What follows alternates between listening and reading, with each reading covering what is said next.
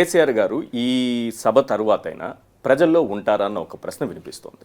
తప్పకుండా ఉంటారు. ఎందుకుంటారు? ఇప్పుడు ఏ పార్టీకైనా ఒక వ్యూహం ఉంటుంది. ఆయన కేసీఆర్ గారి డైరెక్షన్లోనే మేమందరం కూడా పనిచేస్తున్నాం కదా, ఆయన నాయకత్వంలోనే మేమందరం కూడా పనిచేస్తున్నాం కదా. అంటే కేసీఆర్ గారు ఇప్పుడు రేవంత్ రెడ్డి చేస్తున్నటువంటి విమర్శ ఏంటంటే, ముఖ్యమంత్రిగా ఉన్నప్పుడు ఫామ్ హౌస్కే పరిమితం అయ్యారు, ప్రతిపక్ష నేతగా ఫామ్ హౌస్లోనే ఉంటున్నారు, ప్రజా సమస్యలపైన మాట్లాడాలంటే అసెంబ్లీకి రావచ్చు కదా అని క్వశ్చన్ చేస్తున్నారు. ముఖ్యమంత్రిగా ఆయన ఎప్పుడు ఫామ్ హౌస్లో లేరు. ఆయన వ్యవసాయ క్షేత్రం, ఈజ్ ఏ ఫార్మర్. బేసికల్లీ ఫార్మర్గా వ్యవసాయం ఆయనకి ఇష్టం, వ్యవసాయాన్ని చేస్తూ ఉంటారు. ఆ రోజు రాష్ట్రంలో పరిపాలన ఎంత బాగుంది, రాష్ట్రంలో అభివృద్ధి రేట్ ఎంత బాగుంది, రాష్ట్ర బడ్జెట్ ఎంత పెరిగింది, సంక్షేమ పథకాలు ఎంత బాగా అందాయి కేసీఆర్ గారినప్పుడు, అభివృద్ధి కార్యక్రమాలు ఎంత బాగా జరిగాయో రాష్ట్ర ప్రజల గమనంలో ఉంది.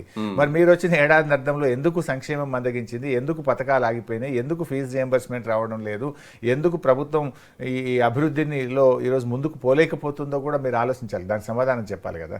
అల్టిమేట్ గా డెలివరీ ఏంటి, ప్రజలకు ఏం జరిగింది అనేటువంటిది ముఖ్యం. అంటే ఎన్నికల్లో ఓటమి తర్వాత పూర్తిగా ప్రజల మధ్య లేకుండా కేసీఆర్ గారు మీరు ఫామ్ హౌస్ అంటారా ఇంకేమన్నా అంటారా అక్కడే పరిమితం అవడం అనే దానిపై కొంత సమయం ఇవ్వాలని అది వ్యూహాత్మకంగా ఒక డిప్రెషన్ లో ఉన్నారా, లేకపోతే వ్యూహాత్మకంగా అడుగు వెనక్కేసి అలా ఉన్నారా?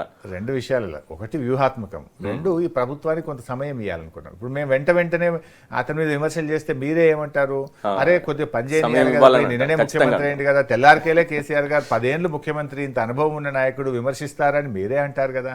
సో కొంత సమయం ఇచ్చారు కనుకనే ఈరోజు ఈ ప్రభుత్వం పాస్ అయిందా ఫెయిల్ అయిందా ప్రజలు ఏమనుకుంటున్నారో రాష్ట్రంలో అందరికీ తెలుసు.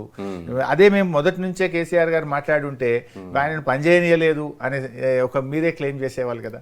అందువల్ల ఆయనను పనిచేయడానికి అలో చేయడం ద్వారా, మేము వ్యూహాత్మక మౌనాన్ని పాటించడం ద్వారా ఇవాళ ఆయన పాస్ అయినరా ఫెయిల్ అయినరా రాష్ట్ర ప్రజలు అర్థం చేసుకుంటున్నారు. అసెంబ్లీకి కేసీఆర్ రావడం రాకపోవడం ఇది పక్కన పెడితే, ఒక ప్రతిపక్ష హోదా ఉన్న తరువాత ఆ పాత్రను పోషించకుండా హరీష్ రావు గారికో కేటీఆర్ గారికో ఆ పాత్రను వదిలేసి రోడ్లపైకి వదిలేశారన్నట్టుగా రేవంత్ రెడ్డి గారు మాట్లాడారు. మీ ఇద్దరు ఏదో ఈ ప్రతిపక్ష హోదా కోసం పోటీ పడుతున్నట్లుగా వ్యవహరిస్తున్నారు. అటువంటి పోటీలు కానీ మాకు అంత సంకుచిత మనస్తత్వం కానీ లేదు. సో మా లీడర్ ఏ డైరెక్షన్ ఇస్తే ఆ డైరెక్షన్లో పార్టీ నడుస్తుంది. సో డెఫినెట్గా పార్టీగా మేము చేస్తున్నటువంటి ప్రయత్నం ఏదైతే ఉందో, ప్రజల పక్షాన ప్రజలకు జరుగుతున్నటువంటి ఇబ్బందులను ఒక ఎమ్మెల్యేగా, ఒక ప్రతిపక్ష పార్టీ నాయకులుగా మేము ప్రభుత్వం దృష్టికి తీసుకొచ్చే ప్రయత్నం చేస్తాం.